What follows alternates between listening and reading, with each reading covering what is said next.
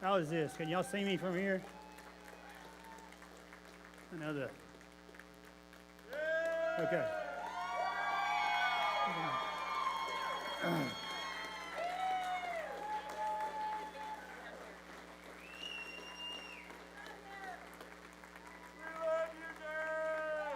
Man. All right. All right, you can be seated. Stop. I'll start crying.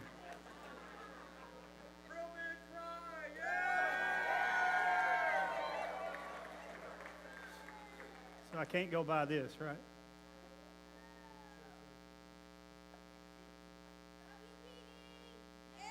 I love y'all. Sorry for my voice. It's coming back, and sorry I'm a little standoffish, but the chemo tears down your immune system. So, I want to use wisdom in the midst of that.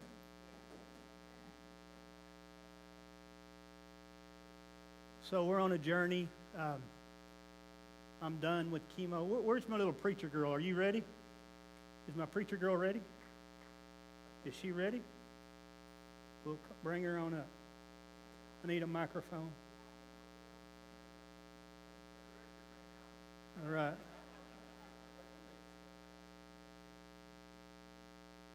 I'm like an elephant. I don't forget. There she is. Come here, Sky.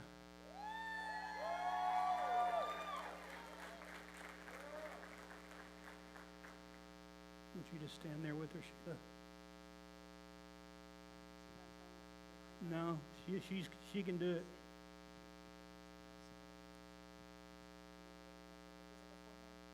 She knows.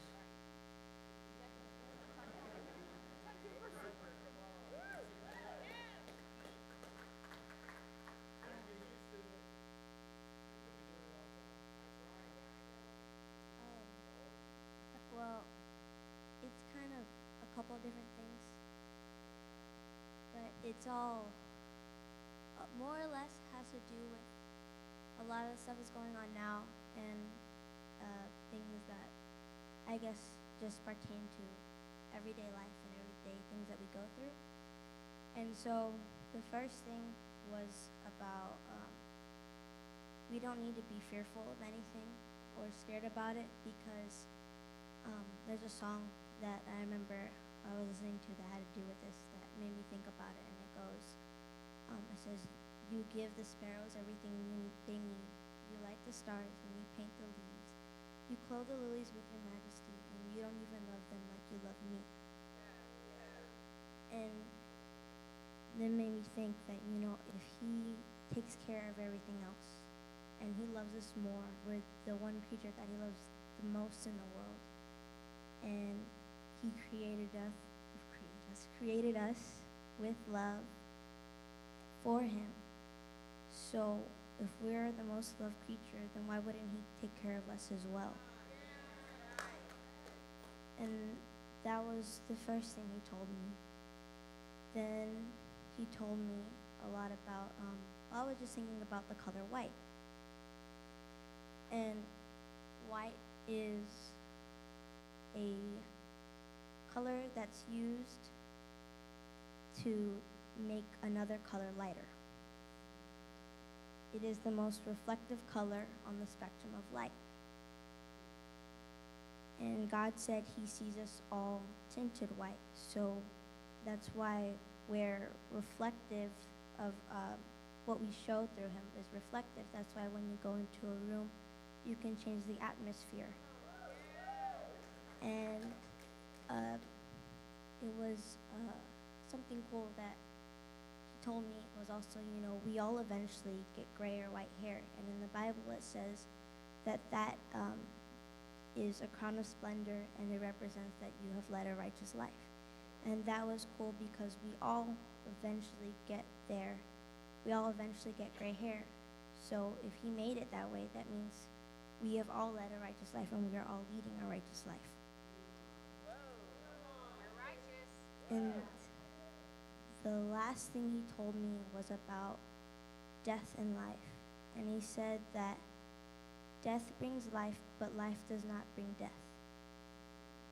Or death is with life, and life is without death.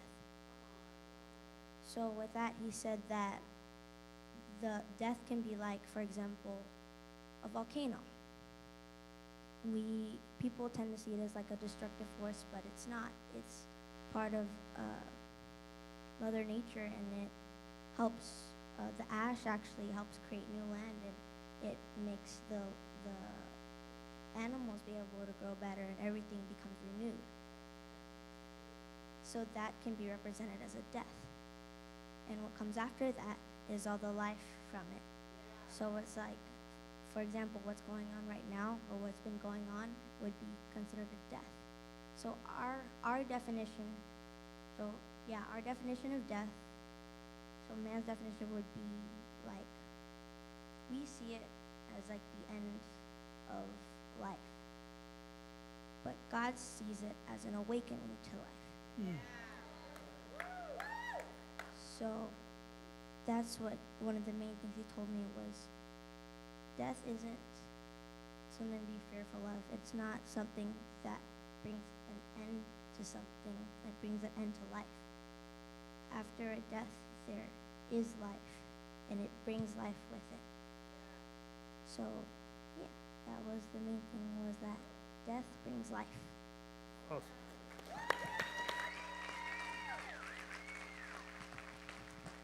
I love it.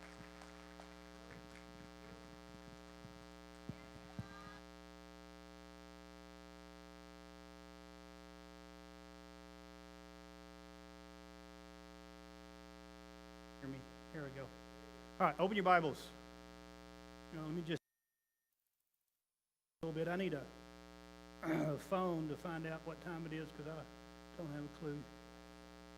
11:17. All right, we'll be out by 3. Yeah, the longest I've stood. Last 2 weeks I haven't stood more than 5 minutes. So, but when the anointing kicks in, nothing matters, man. 25 years ago, this week, we preached our first youth camp. In preaching that youth camp, I preached out of Ezekiel chapter 37 on the Valley of Dry Bones.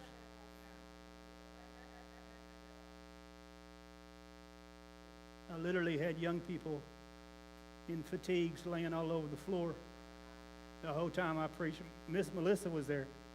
Josie was there. They were laying on the floor. And I literally preached for 2 hours while they laid lifeless on the floor, representing the Valley of Dry Bones.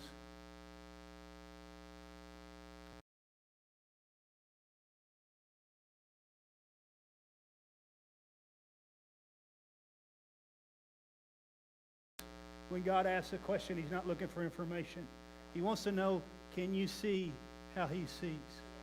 That's what we were talking about up here this morning.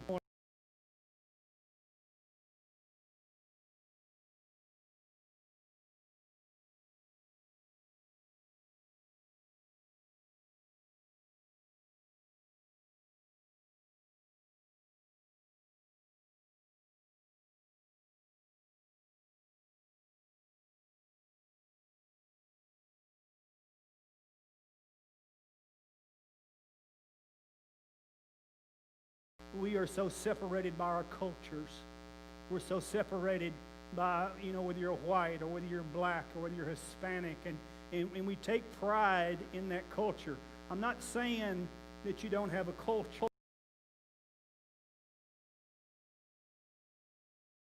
tell you something, every person breathes the same breath.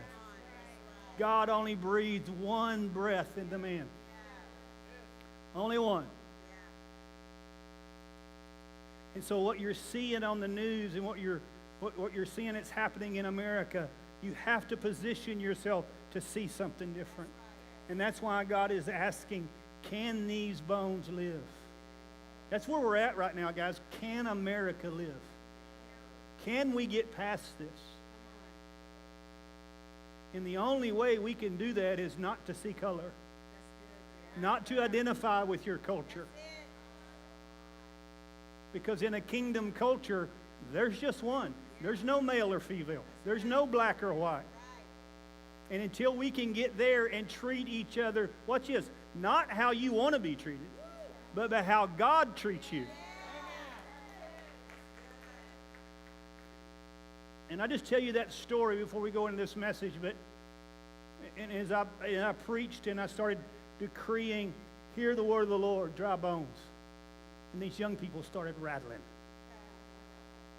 And I said, bones start coming to bone, and they start flopping to one another. You should have been there.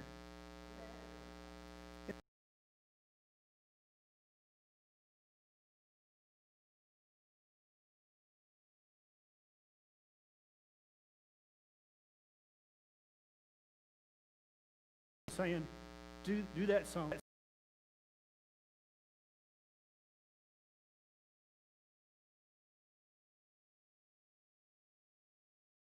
The next night, we had a 6.1 earthquake, and the epicenter was our camp. And we were launched into a move of God for at least the next 5 years. I say he's doing it again. I'm telling you, I say he's doing it again. God says there's coming an awakening. There's always a counterfeit. The counterfeit tried to close everything down. And so I just want you to see what God is seeing. I want you to hear what God is hearing. So to open your Bible with me to Genesis, we'll go in this really quick. I'm going to preach more this morning than I am going to teach. Let me listen last week to Sheila. If you didn't, you need to hear that message. Wow.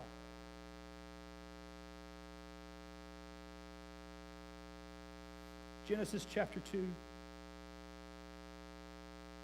verse 15. Then the Lord God took the man and put him in the Garden of Eden to tend it and to keep it. Number one, I've taught you this. The Garden of Eden was a realm. It's not a place on earth. Matter of fact, you prove it out that it's paradise. And paradise is Abraham's bosom. When they died, they went into paradise. And I want you to see this, but I want you to understand that the dirt man was created, but the spirit man was never created. Come on, look at your neighbor and say, you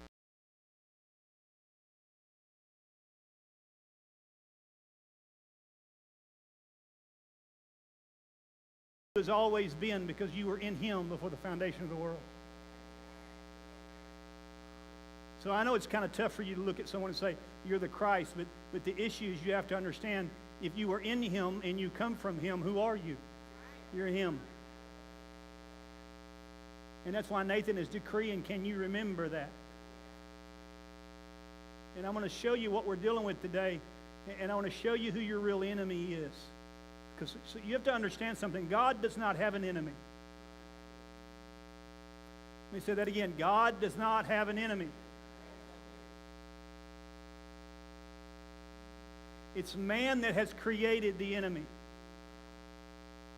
Why? Because all things were created by him and for him. So if he created something by himself and for himself, how could it be an enemy against himself? It can only do what he's allowed it to do because he's the one that's created to do it. God's got a big problem. He thinks he's God. And so in this passage, and I've talked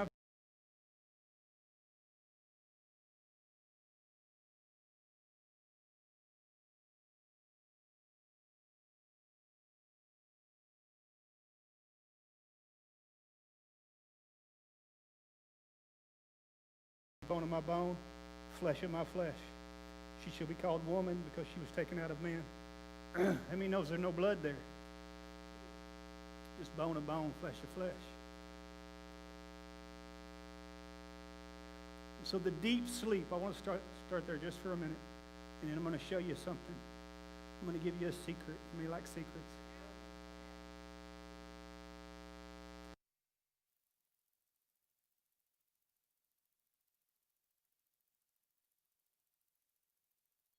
All this whole thing with a sheet coming down and animals and you know, God said, I want you to rise and eat. And he said, no, I'm not going to do that. I'm not going to eat something that's unclean. But that's the word trance. In other words, it was a different realm. Are you following me? It's a different realm. But how many knows he's awake?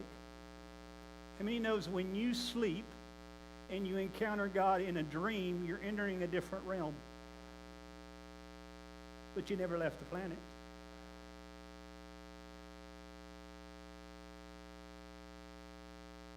So in this passage, you see he's made Adam and he's put them in the garden, but they're in a realm, and in that realm they have a choice. They have a choice with the knowledge of good and evil or the tree of life. Whichever one they choose is going to open up another realm.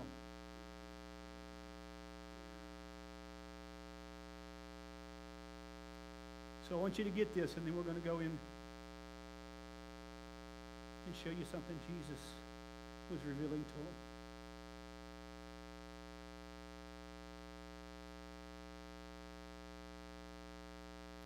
We spoke about it today. We're declaring it. We create with what? Words. So in chapter 3, you see an enemy, however you want to see it. But I want you to think like this. The enemy is not God's enemy. Number one, the enemy is not God's enemy. And God's the one that put that enemy in that garden for his purpose.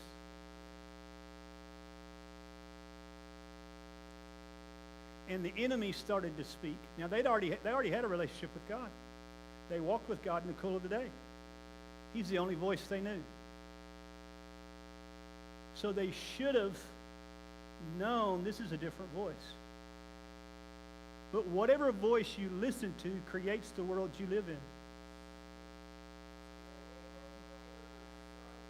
See, if you believe, and please hear me in this, and hear my heart in this. If you're trying to stop racism, you're the problem.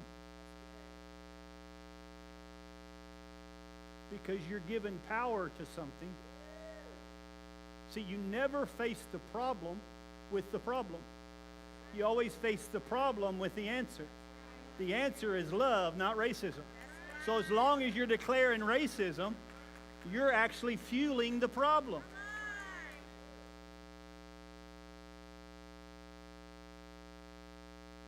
Now listen, I'm not dumb. I know there's an issue there. Are you following me? But I refuse to focus on the issue, because the issue pulls you in and you start living from the realm of knowledge of good and evil. And then your opinion starts to judge, and everything you judge then comes around back on you. And God's trying to protect you from that, to say, don't judge. In love, there's no judgment. Why? Because everything outside of love, watch this, has an opinion and is found in something called right and wrong. The problem is we raise our kids with right and wrong. The audacity of our pride to say we know what right and wrong is. Let me tell you what right and wrong is. It's called death. Because it's the tree of knowledge of good and evil, which produces death. See, we should be raising our kids to listen to a voice, a relationship with God. Because in that is right and wrong. Oh, come here. In love, there's no right or wrong.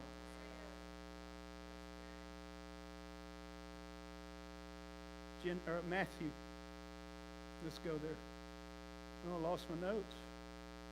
It's gone. I bet I can find it. I only had 2 scriptures written down. Matthew chapter 13, or I think 13.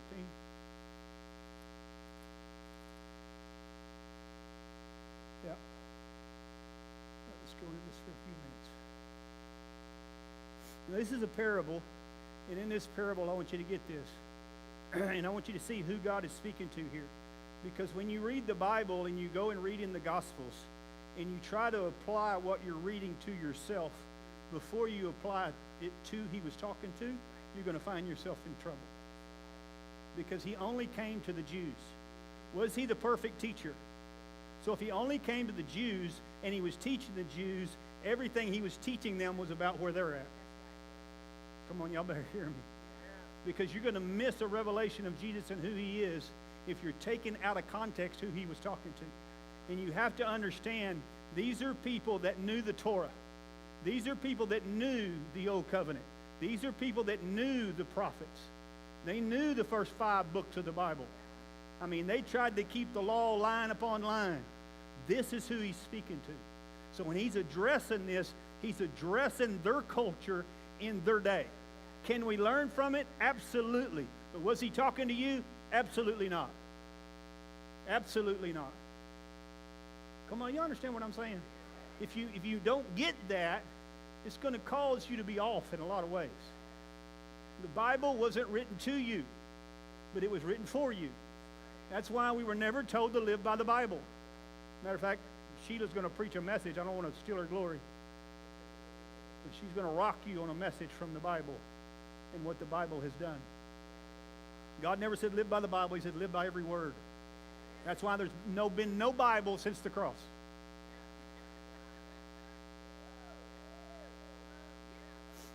I mean, think about it. He gave them revelation until the destruction and removal of that age. Then he said, no more Bible. Why? He never intended them to live by the Bible. The law they gave them the law. That was intended to live by the law. But the new covenant is not based on the Bible. It's based on a person. And he wants you to live in relationship with him. How many of you want to live with your wife with no voice and no relationship? Let me give you a book of rules, and that's how I want you to have your marriage. How many's going to sign up for that? That'd be stupid, wouldn't it? That's what we do with Christianity. We do that with Christianity when we take the Bible and we say, okay, this determines my relationship with God. Really? Because that's not what Jesus said. And that's not how Jesus lived on the earth. I mean, no, Jesus didn't live by the Bible. He lived a relationship with him and his Father. That's why his words had power. They weren't, can I say this, God? They weren't a repeat. Come on, we got to get to where we're moving into things where we're not repeating something that is said, but we're saying something that has never been said. That's where we're going, guys. I mean, I had a discussion with one of my friends the other day, and I was talking about how Revelation was progressive. And he was like, well, I don't believe that. I believe they knew. I said, well, you don't have to believe it, but look what happened at the end of the 1800s. Holy Spirit was poured out. We went further in the last 125 years than in 1800 years. He said, yeah, but that's technology. I said, you can't separate God. You want to tell me God didn't do that? See, your perspective changes when you can put yourself in a situation to see different than what others see. In the middle of racism, in the middle of everything that's happening, 2 men got a whole different perspective because they entered a whole new realm and they saw Earth from a whole new dimension. Oh, yeah. Come on, y'all understand? 2 astronauts went off the planet into another realm, sustained by a whole different atmosphere. How many know they're seeing something totally different than everybody on the planet? God wants you to understand he's wanting you to live from that realm. It's not coming, you're just being awakened to what's already here.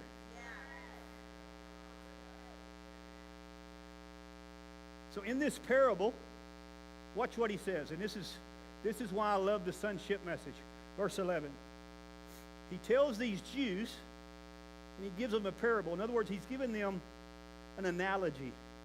He's giving them a physical analogy of something spiritual. In other words, when God speaks like this, if you try to figure it out in the natural, you'll never figure it out. He just uses the natural to open up the spiritual. Are you following me? He answered and said to them, because it's been given to you to know the mysteries of the kingdom. Now remember what God said the kingdom was. He said, my kingdom's not of this world. Remember when Pontius asked him, are you a king? He said, rightly so. But my kingdom is not of this world. Watch what he's saying. My kingdom is not of this realm. Why? Because when Adam and Eve ate of the knowledge of good and evil, they opened up a different realm. It's the natural realm you live in right now. It tells you right and wrong. But even though you think you're right, you're wrong. Did you hear me? Because it's the same tree. And it can only reproduce after its own kind. So if it can only reproduce after its own kind, even what you call good is going to end up evil.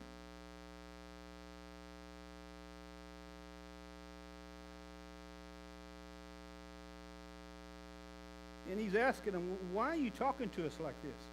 He said, let me tell you something. Because it has been given to you to know the mystery of the kingdom of heaven, but to them it's not been given. For whoever has, to him more will be given. He will have an abundance. Whoever does not have, even what he has will be taken from him. Then it goes on down and he starts to read a prophet. Now, how many knows the Gentiles didn't know nothing about no prophet? So this really keys in on who he's talking to. And he's repeating Isaiah here. Hearing you will hear, but you won't understand. Seeing you will see, but not perceive. The hearts of people have grown dull. The ears are hard of hearing. Their eyes have closed, lest they would see with their eyes, hear with their ears, lest they understand with their hearts, so that they would turn so that I should heal them. Okay, that's where we're at right now in America. But look what he says to the sons. But blessed are your eyes, for they see, and your ears, for they hear.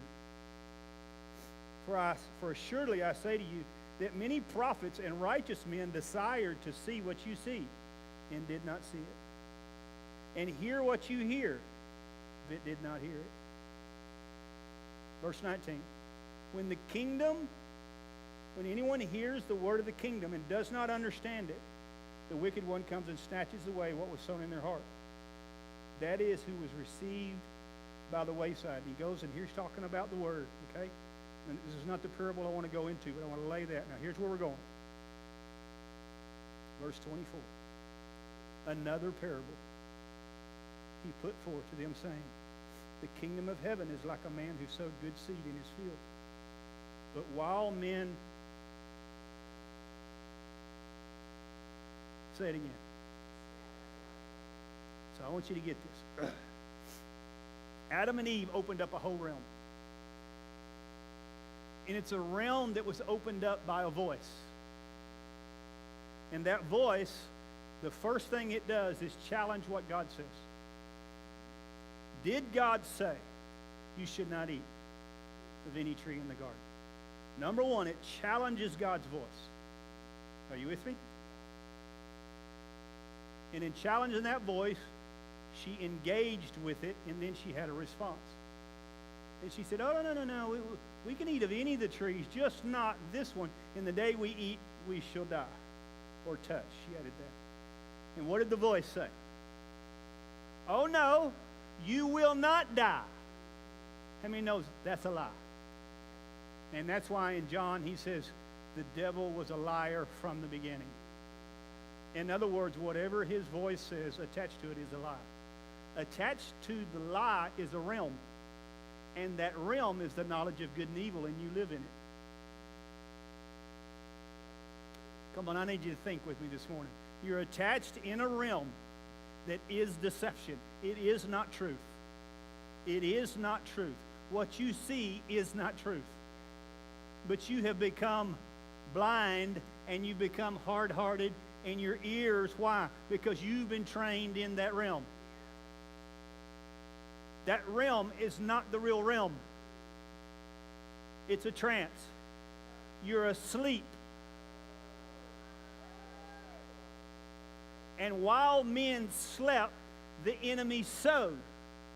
How did the enemy sow? With a voice. Okay, I don't have time to... Let me prove it to you. Let me skip ahead and come back. Look in verse 35. That it might be fulfilled which was spoken to the prophet, saying, I will open my mouth in parables, and I will utter things kept secret from the foundation of the world. He said, I'm telling you this parable, but I'm giving you a spiritual dimension because you know the Word of God. You know the story of Adam and Eve. So while men slept, he put Adam to sleep. He never woke him up. Adam was never woken up. That's why Isaiah prophesied there's an awakening coming. There's an awakening coming. He tells you who the awakening is coming to. And he says, of the kingdom, your sons, your eyes have been opened. Your ears have been opened. You can see from a different realm. You can hear from the dimension of who you really are, that your DNA is from me, that you're not a Jew, you're not a Gentile, you're not a male, you're not a female, you're not black, you're not white, you got one breath, you got one God, He's your Father, and you can hear life from that realm. That's what the awakening is about. That's why we've called these whole things awakening. And you got people out there going, I don't get it. It's because you're asleep. Watch this. But it's not your fault. You've been trained. You've been trained to challenge God's voice. You know one thing you don't challenge? You don't challenge God's breath.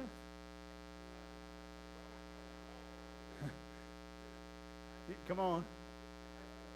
See, you got to use the breath and believe that the breath comes from God, because if you got the breath, then you got the voice. You just got to believe you hear Him.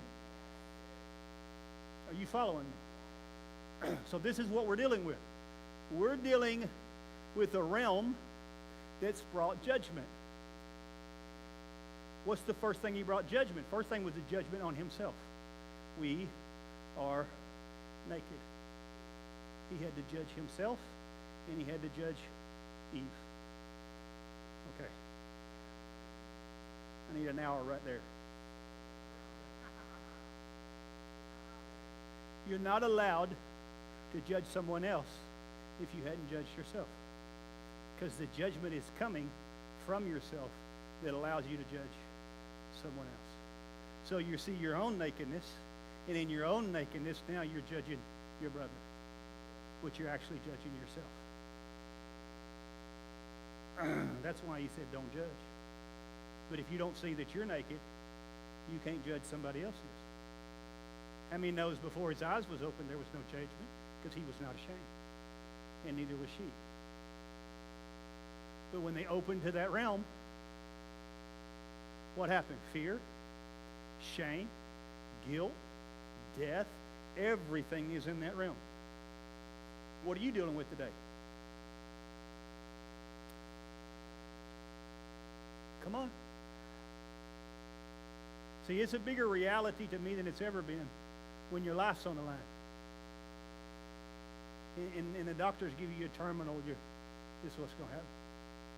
He said, but, and hear me in this. I'm not saying this is for everybody, because God will use all things. You got to hear His voice. Are you hearing me? But I'm done with chemo. I'm no chemo no more. Now, I'm not saying that's for everybody, because God's using chemo to help some people. And you know what? But you have to hear what God's saying for you. But it's not what God told me. God told me, you will get a bad report from the doctor, but I will heal you. Not chemo heal me. And in the midst of chemo, it's like I can't even connect with Him. It's like you're so, I don't even know how to tell you in that. And I'm just like, God, I can't do this anymore. I can't hear you when I'm in that stuff. Why? Because with me, It attaches me to that realm. I can't live by that realm. And I know people are at different places, so please hear me. Chemo's helped a lot of people. Hear me what I'm saying. Are you with me? And I'm like, okay, God, if chemo is my process, I'll go through it. And I did one of it, and, and it took me 3 weeks to get over it, and I did another one, and, and here I am, just now being able to even stand in the midst of it. I said, God, this ain't what you told me. He said, I didn't tell you that.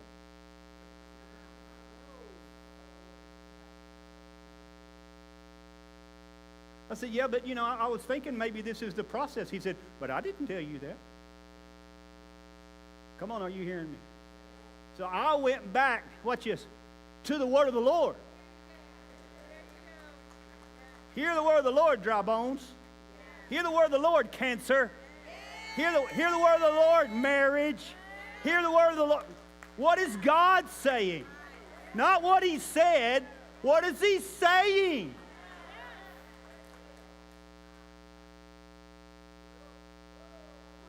He said prophets for years, they longed to see what he was saying. Why? Watch this. Because they all were asleep.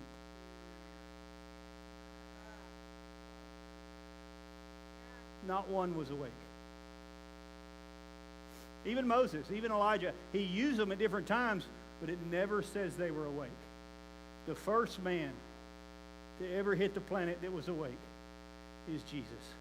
A whole new breed, a whole new reality that lived totally dependent upon the voice. That opened a whole new realm that had no fear, no shame, no judgment, no guilt, none. Only life. Only life. Finish with this. Go to John chapter 10. I could spend a while there, but I want to finish with this, showing you something. Because I want you to see who your enemy is. What time is it? 12 what? Oh, 11:40. I got plenty of time. John chapter 10. Most assuredly I say to you, he who does not enter the sheepfold by the door. Everybody say the door. Come on, who's the door? But climbs up another way, the same as a thief or a robber. But he who enters by the door is the shepherd of the sheep. To him the doorkeeper opens, and the sheep hear his voice. So in other words, anybody that you're listening to that's not the door is a thief or a robber.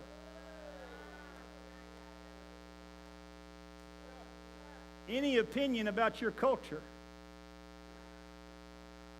is a thief and a robber.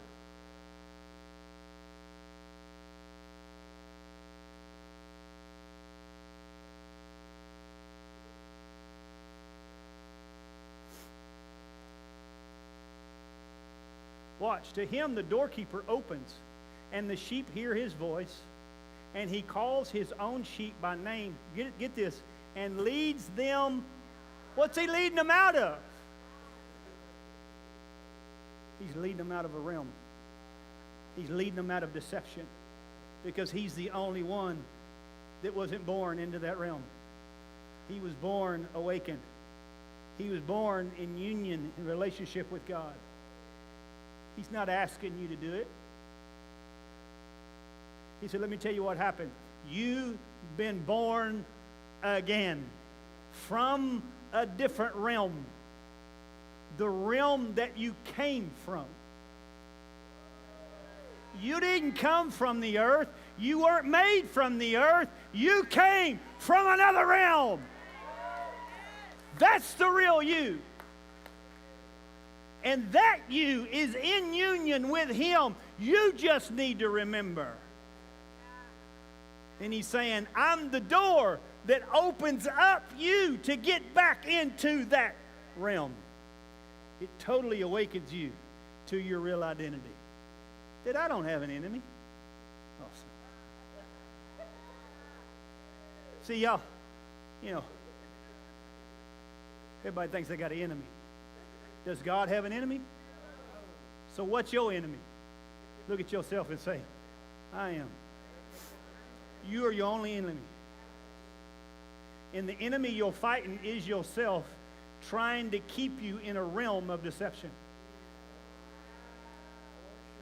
So your five senses fight to keep you into a realm of ignorance, of racism, of prejudice, of judgment, of opinion, of fear. That five senses is fighting to keep you in the realm everybody else is in. And Jesus came to say, I got a new realm. It's not from this world. Oh, this world? This is what you created.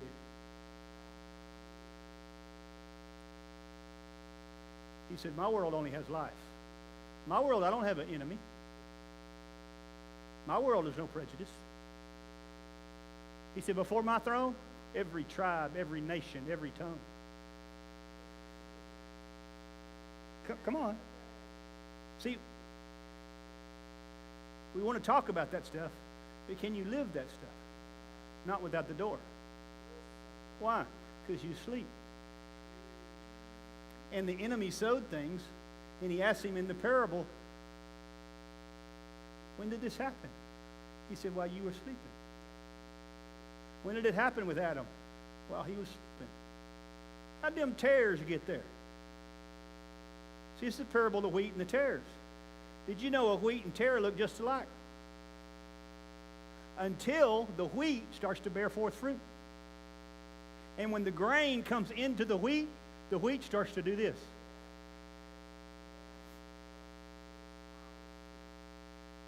So you got humility and you got pride.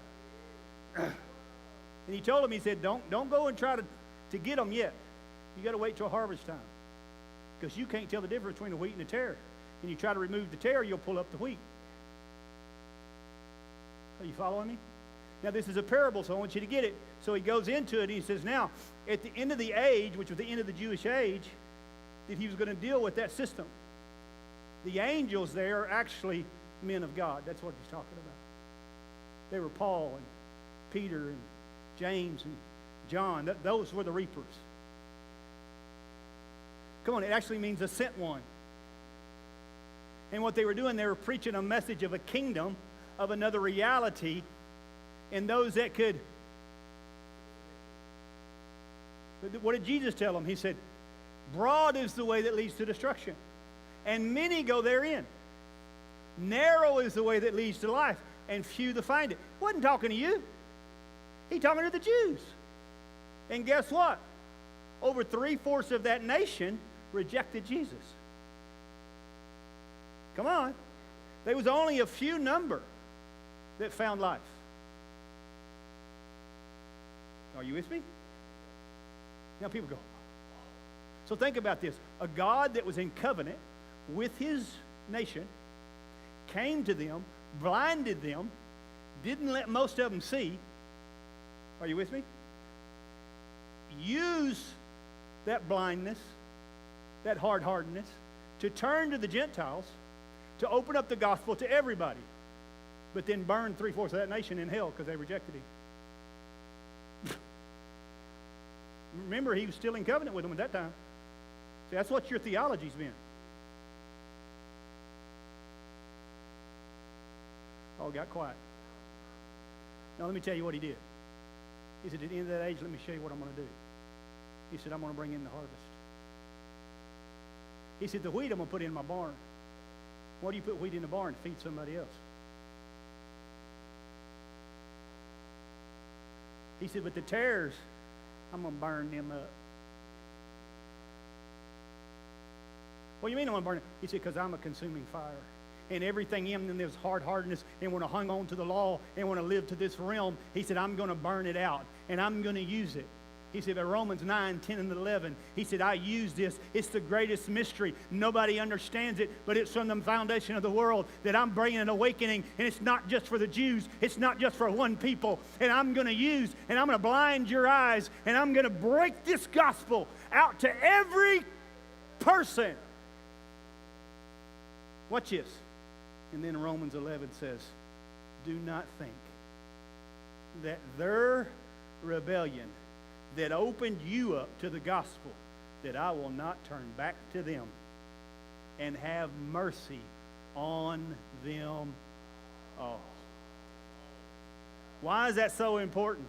That's why Nathan and Sheila was saying, don't judge that guy that's doing that. You've done it. So give the mercy that God gave you and give it to them.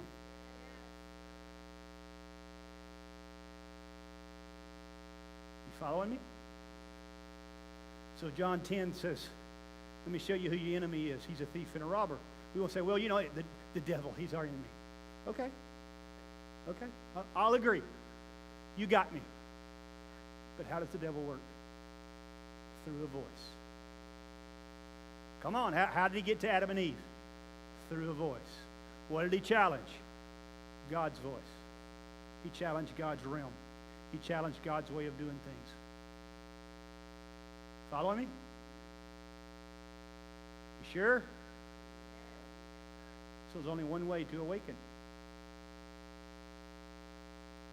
He said, so I came. Listen, God didn't bring it. He carried it. He's the door. So what's a door for? To go from one realm to another realm. In other words, that realm wasn't even available until Christ. And when Christ came, he said, I'm going to use you that's hard-hearted, that don't want to believe that I am. He said, that's okay. You're not my enemy. You're not my enemy. I'm just going to use you for a little while. And I'm going to use you to turn this thing and open up the gospel. What is it a gospel of? A gospel of love. And in that gospel of love, Paul tells you, he said, let me tell you about this gospel of love. Who can separate you? Death? Life? Demons? Powers? What's going to separate you? Watch this. Nothing can separate you if you step and live into that room. Because he's the door. But here's the part I want to show you, and we're done.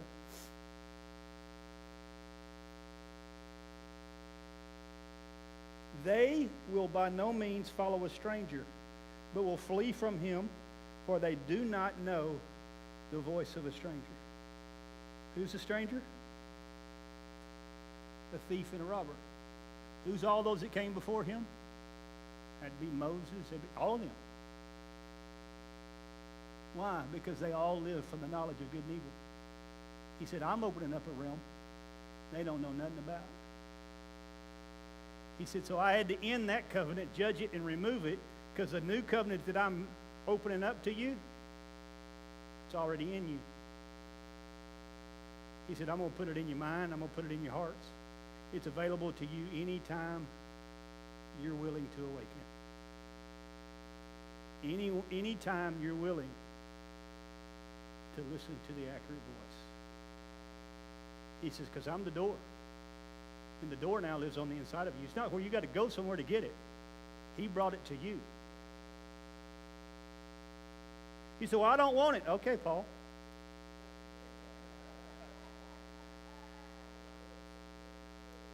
And Paul, Saul, on his way to kill Christians, he shows up. And listen, he shows up in a light, but he actually shows, he says, I'm the one that's in you. It's hard to kick against those pricks. In other words, he's saying, I'm in you, you just don't know it. So I'm going to blind you and send you to a street called straight. So he had to blind him to see.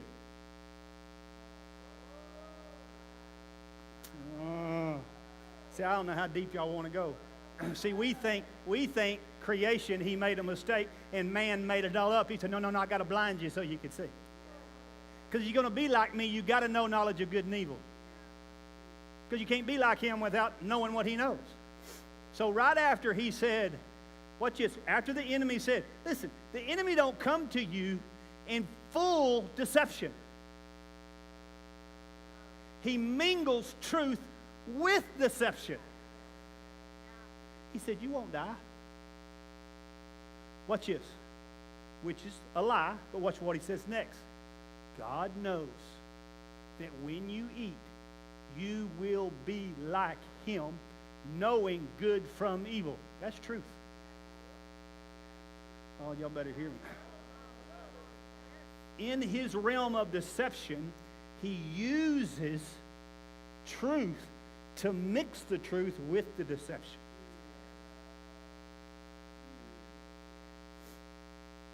To make you want to eat it.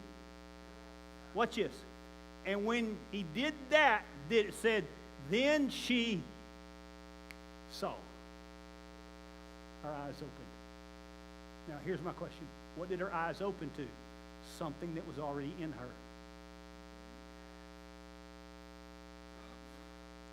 What was it? There's a truth in her. She wanted to be like God. Oh, is this too deep for you? She wanted to be like God. God put that there for a reason. He set her up.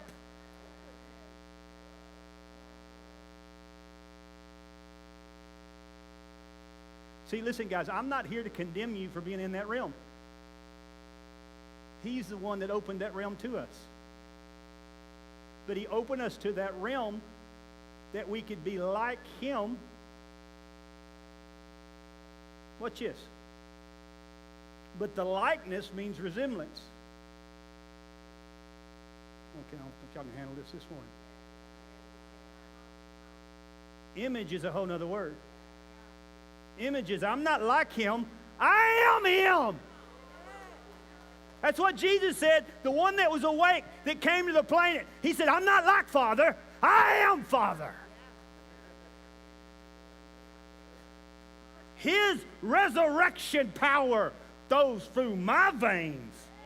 His DNA, that's where my spirit comes from.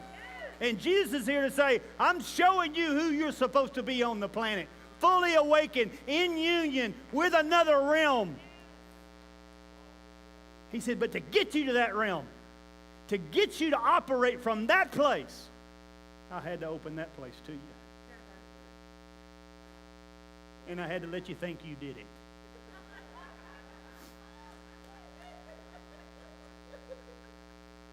Think about that. People, well, I'll get to heaven, I'm going to slap Eve around. She's one messed this whole thing up. She didn't mess nothing up.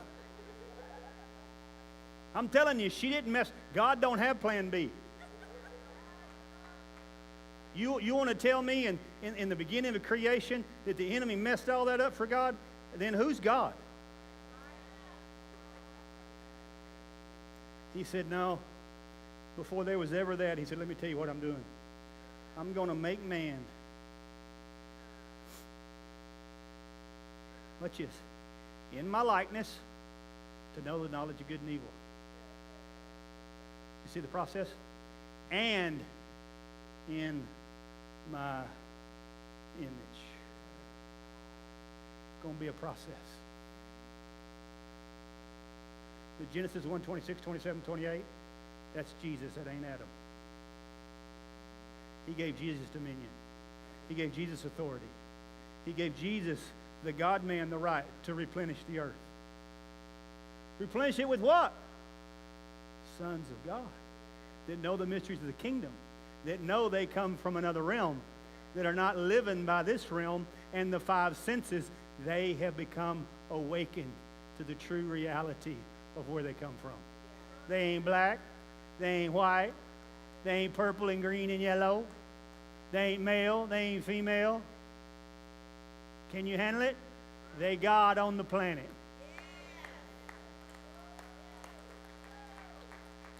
Come on, I don't have time to read it to you, but they're going to stone him in chapter 10. And Jesus said, well, wait a minute. What miracle did I do that you're going to stone me with or for? He said, no. We're not stoning you for the miracle. We're stoning you because you're qualifying yourself to be God. He said, oh, hang on. He said, I wrote y'all a law, and I was in covenant with y'all in that law, and in your law, did I not call you gods? They went, uh-oh. Watch this.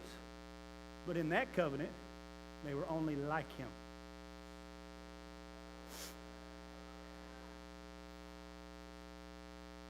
In our covenant, we are him. He said, you are my body on the planet. Well, that's a heresy. Yeah, that's what they said to him. You say that, they'll want to kill you. Yeah, that's what they did to him. But it did not stop who he was.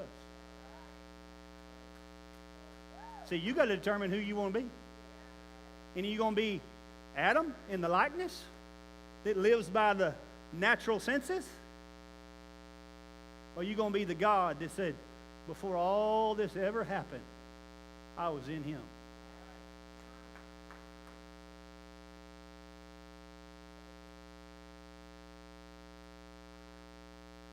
I just don't know how far to take you right here. I'm trying to be safe. We got visitors.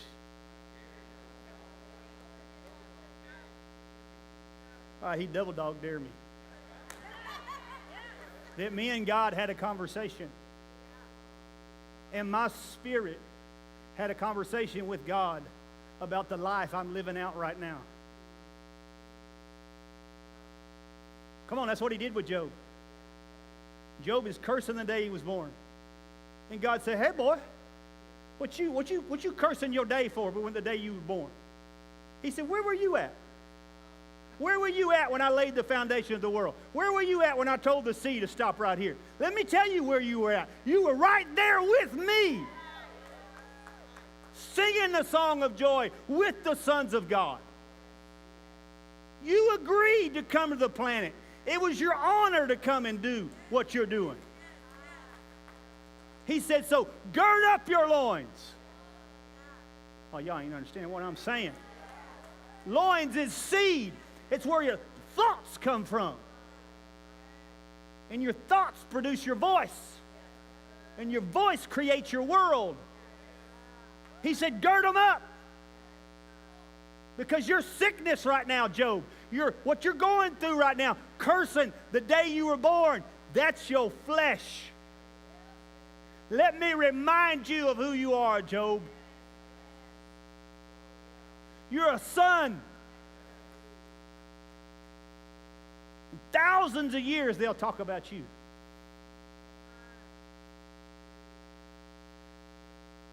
And Job heard the word of the Lord. Watch this. And released the judgment that he gave on his friends. And God rose him up and gave him double of everything he had.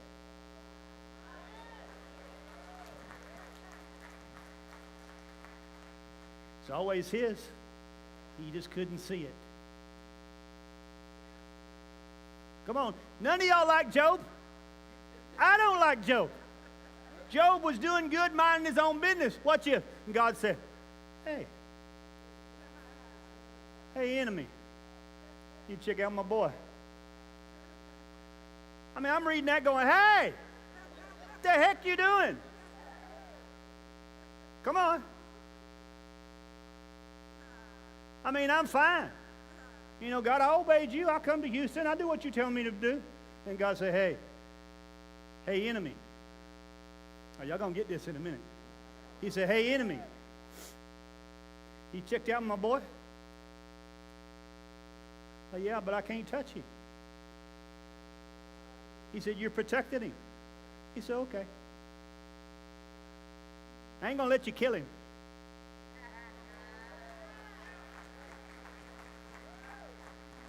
But in the place they had the best doctors of cancer in the world, I'll let you put cancer on him. Come on, I carried it for 30 years. Oh, you hear me? I carried the cancer in my body for 30 years. And all of a sudden, right now, it's just all of a sudden going to show up? God said, no, I'm trying to show you who your enemy is. He said, because I can't do what I want to do with you until I awaken you to you. He said, cancer ain't your problem. I ain't fighting cancer. Oh, y'all hear me? Cancer's already been defeated. I ain't fighting cancer. I'm fighting me. I'm fighting my five senses. My five senses is the enemy that tells me it gets to choose when I die. Oh, no, you don't. He's the giver of life. I ain't going nowhere till he says it's time for me to go. Hear the word My marriage is over. Hang on. What's God saying? And then you going to live by that realm and that five senses, or you going to walk through the door and say, God, what are you saying? Eddie come to the house the other night, and he said, look, all I know and everything I've been through, he said, all I know, Pastor, is you got to hear the word of the Lord. I said, listen to this song. And I put on Rattle. And I said, that is the word of the Lord. The word of the Lord is live. Live. So listen to me. I don't care what you're dealing with. I don't care if it's a death sentence. I don't care if it's in your marriage. I don't care if you're lonely. I don't care what it is. You got to say, God, what are you saying? Because that's the door to another realm. And that realm is the real you. And that realm opens up everything else. I refuse to stay asleep. I refuse to live out those five senses. You say, is it a fight? Oh, yeah, but not with cancer. The fight is not with cancer. The fight is right there. Watch this, and I'm done.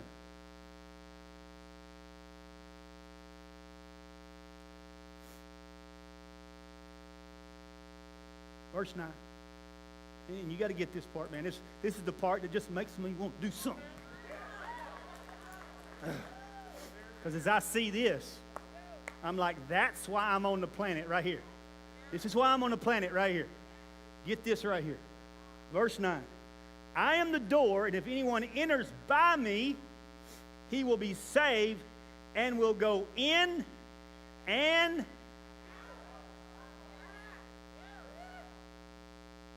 oh, my God, my God, my God. It ain't about me. It's about the door that opens, that I get to go into that realm, and I get to hear not only about me, but then I need to come back into the realm where people are asleep, that are in sin, and I say, I release you of your sin. I release you of your racism. I release you of your unbelief. That's the power of going in and out. In and out. He's the door.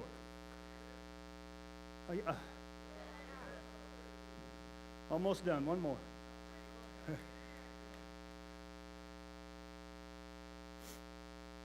Verse 10. Because the thief, who's the thief? Come on, just say it. Who's the thief? All right, that be the devil. Well, what does the devil have? A voice. Where is it at? It's in the five senses. Can I say that without y'all getting offended? Okay. Please hear me in this. Okay, but I know, but I understand people are at different levels. Fear that tells you you're going to get COVID-19 is in this realm. Now listen, I'm not saying don't use wisdom. Just recognize the fear. Just recognize it. And say, I don't have to live by that. Now, I'm not telling you not to be wise. You know, my wife, and Monica was like, you know, when we open, we need to protect Darren. And she said, look, I'm going to tell you right now, you can try to protect him all you want to, but if God tells him to lay on everybody, he'll grab everybody. Why? I ain't going to operate out of that fear. I'm not saying I'm going to use wisdom, but I'm going to tell you, I ain't operating out of fear. I would have liked to have told you I was already there.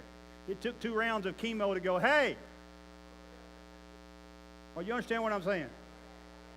And once again, it doesn't mean that chemo can't be used for people. Because God will use it. He used it with me to say, that's enough. Why? Because it wasn't the word of the Lord for me. I already had the word of the Lord. I already knew what he said. But your soul wants to grab a hold of something. A doctor that can say, I can fix you. And I told my family, I said, if I went through all this and it's gone, I failed my assignment. Because God did not tell me he's going to heal me with chemo. Are you hearing me? He said, I'm going to heal you. I'm going to manifest that healing. And in the midst of it, there's going to be a healing move break out. Now I want you to hear this. I'm not talking about just miracle signs and wonders. The healing move that's breaking out is you going to awaken. That's the healing move. The healing move is awakening you to another realm. It's awakening you to that voice, to live by every word that proceeds out of his voice. So the thief, which is the enemy, is an inside job. And he can only use what he used on Adam and Eve. Do you follow me? And so the one fully awakened come, what'd he do? He tried the same old trick. If you be the Son of God. In other words, is there any other way to do this except how God said to do it? Is there any other way to do it, to live outside of a relationship with him and hearing his voice? He said, let's see. If you're the Son of God, make that stone into bread. Prove it to me. He said, man, don't. By every. He said, you trying to get me in my five senses, I'm going to stay in my daddy. Because my daddy said, I want to live by bread. Come on. And he switches and takes him up, if you're God. If you be the Son of God. Here, what is it? Everything you're dealing with, watch this, is asking you what realm you're living from. I showed you whose eyes were blinded, and I showed you whose eyes were open. He said, blessed are your eyes because you're a son. He said, to them, they're not sons till they can't see. But to you, you can see. Because you're living by a different realm. You're living by a different voice. And Jesus was saying, if you be the Son of God, the challenge is, can you live by that realm? Well, they'll call me crazy. Well, you already are. I mean, why stop?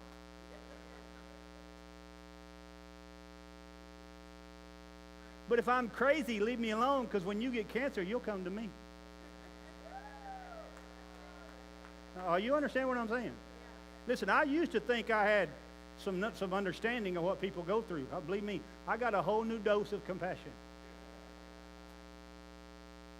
But when you defeat something, watch this, not cancer, but when you defeat that, then you carry something that conquers that in someone else. Because you have the power to reproduce after yourself.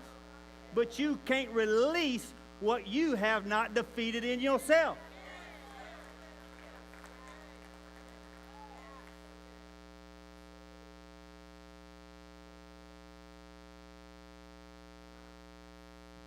Last thing.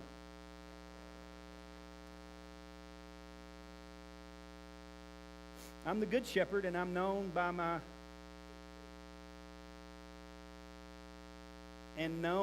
own. As the Father knows me, even so I know the Father, and I lay down my life for the sheep. You with me? Look at verse 28. And I give them eternal life, and they shall never perish, neither shall anyone snatch them out of my hand. My Father who has given them to me is greater than all, and no one is able to snatch them out of my Father's hand.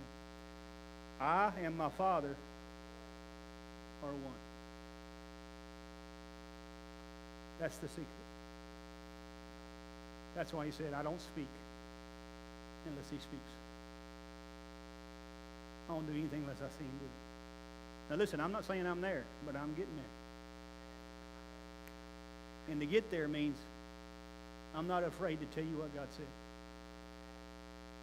If people say, well, what if you die? Well, I tell you, I'll put it like this. If I die, put on my tombstone, I died believing in him.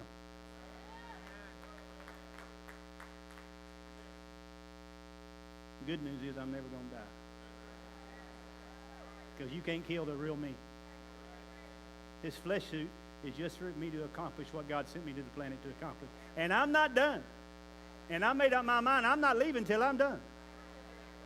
But I'll be like Paul. When I'm done, I'll be ready to go. I mean, you ever think about that? Paul was not an old man. Matter of fact, Paul wanted to go before it was over. Because he said, look, I'm ready to go, but I need to stay for y'all.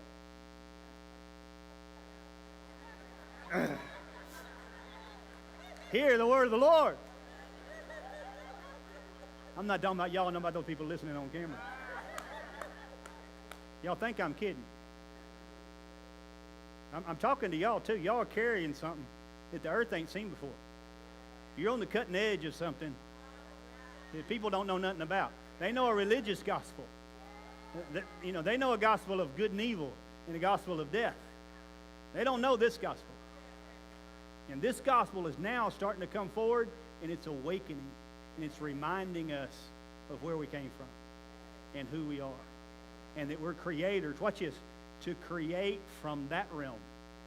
How do you know? Because that's how he told them to pray. Pray, my kingdom come, my will be done where? So where's the kingdom? If it's in me, what do I have the power to do? Create from that kingdom a realm, an atmosphere where people do not walk by the five senses. They don't walk by fear, shame, guilt, a false voice. Watch this. They don't walk by what's being offered to them. Remember the last temptation? Not if you be the Son. He switched. The first two didn't work. So then he took him up and said, let me show you the kingdoms of this world. They belong to me. Come on. Come on, can y'all do that? Remember, he's a liar. Watch it. He don't own nothing. Never has owned nothing. Created by God to do what that God created him to do. Now, you can get mad at me, but that's what the Bible says. You take up your theology with him. But he's going to offer you something that's not his. Come on, guys, that's all that voice can do. It's a liar. Even when it pulls from God's truth, it wraps it in deception. That's why he said even Satan or even the devil disguises himself as an angel of light. Well, y'all think he's got a red suit and a pitchfork, and then he looks like an angel. And he comes to you and offers you. That ain't what he's talking about. He's talking about the voice. Come on, it's the voice that disguises itself. It starts offering you something good, that looks good, that sounds good. Are you with me? But what's it doing? It's offering you something that it does not own. It can never, watch this, oh, shaka. That's what lust is. Lust offers you something without any fulfillment. Did y'all get that? It's a lying vanity. But in the moment, you think, if I could just sleep with that girl. If I could just have that kind of house. I mean, if I could have that kind of ministry. I mean, put 5,000 people, and anybody can preach in front of 5,000 people. That's called lust. If I could just have this, or if I could just have, if you had it, you ain't going to be no different than you were before you had it. Because what's in you is still in you. And the enemy ain't out there, he's right here. Because there's two trees in you, knowledge of good and evil and tree of life. Because Jesus came and had both trees.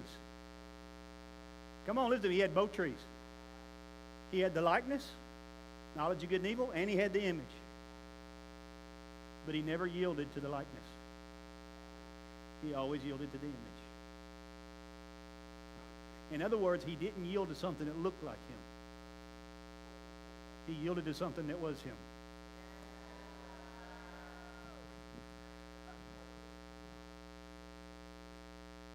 And he gives it to us by grace.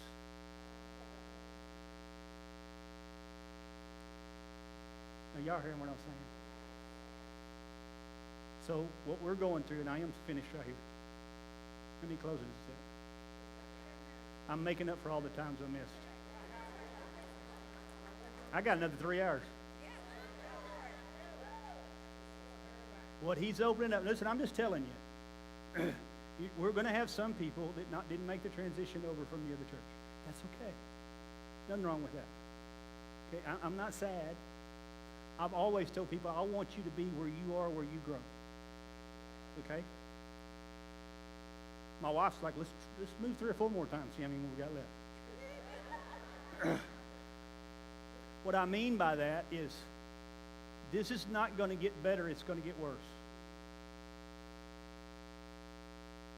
I'm not talking about the world. I'm talking about you. Why? Because if you stay here, what we're carrying, you're going to come into an atmosphere that you're not going to be able to hide yourself from your own flesh anymore. That's called Isaiah 58. That's what I've been doing. I didn't mean to do it. I didn't even know I was really doing it. But you can't say you want God and want more of Him and keep you. Because He's not going to let you stay in the likeness. Are you honest? I mean, me and Mr. Kilgore went out to lunch right before this all happened. He said, man, I got a word for you, but I don't even like to give you this word. It's going to get worse before it got better. I said, well, I'm encouraged. Then Nancy Cohen comes in and starts prophesying, looks at me and goes, God's going to set you free when you get through this, but it's going to get worse before you get better. Honey, I've had my worst. I'm ready for better. But I want to tell you one thing that's happened in the midst of this. I'm seeing me. I'm seeing my unbelief. I'm seeing my challenges where I've lived by the 5 senses. And that's what I'm saying. I came to the point when Sheila looked at me and said, are you done? I said, I'm done. And the reason I come to that point, I'm like, look, it's not what God said. This is not what God told me. And if I defeat this with chemo, then I've failed what God and me agreed to before I ever came. Are you following me?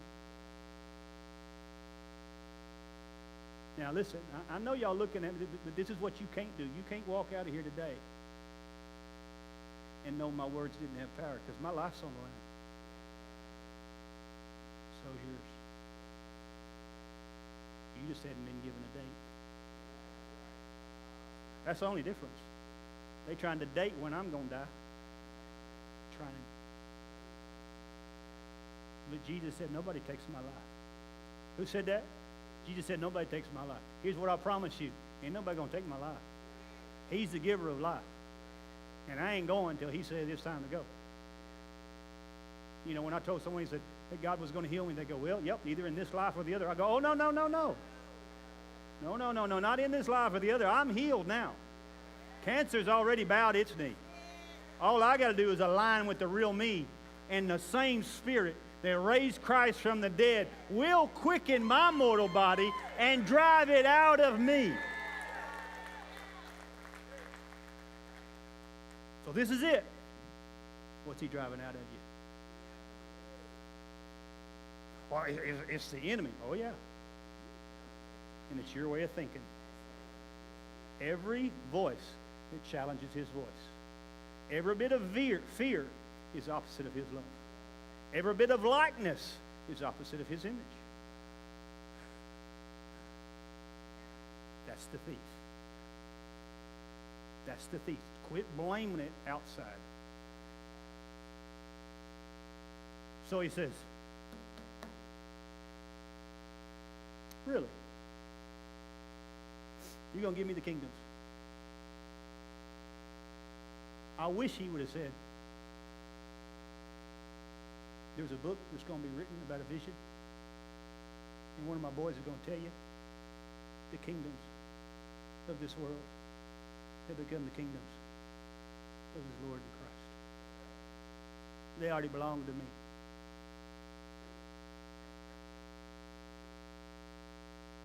You just don't know it yet.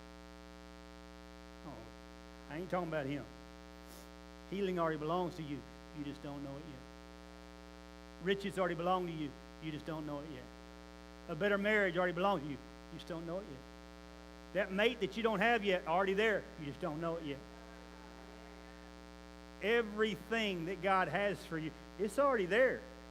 You just don't know it yet. And we live in that deception of a false voice that tells us, you're too old. Your day's past. I guess that's not what God meant.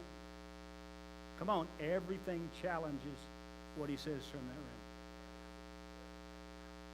Stand up with me.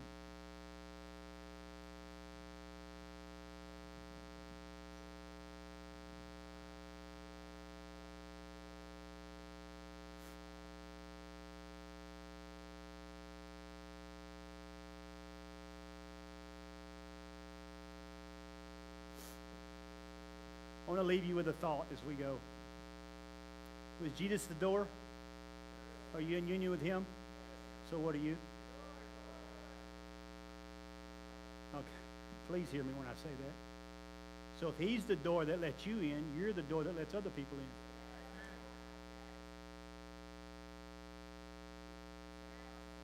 I know people freak out about this, but Jesus said, I had the power to forgive sins. And to prove to you, he did a miracle. And then he told them, you have the power to forgive sins. What does that mean? If you forgive somebody of their sins, it opens a door. So y'all think Sheila was crazy up here yelling at y'all. That was the word of the Lord. I'm not saying I like what they did. I'm just saying I know how to defeat it. And I can't give what they gave and expect to defeat it. Because it's the same spirit. But if I can be the door and not love you like I love myself, love you like Christ loved me, then I'm actually carrying something that has the power to draw you from that realm into a whole new way of living. But right now you can't see it. That's the awakening. That's what's happening in us. So quit looking for the enemy out there. And when you can defeat it here, you have the power to offer that to other people. Father, I pray over every person. No judgment, no shame, no fear. God, you're not even asking us to do it ourselves. You're the one that only brings awakening. You're the one that only opens our eyes and our ears. But it is our inheritance. It belongs to us. So God, we just avail ourselves this morning when the world is in chaos and it's in fear. Hey, God, you're raising up a people that is living by a different voice. Just like the young lady that came up and so boldly said, this is what God told me. I love it. There's no doubt. There's no challenging. She's saying, this is what God showed me. This is what God told me. Let that generation arise. And let our nation hear the word of the Lord. Father, I bless them and release them. In Jesus' name, have a blessed Sunday.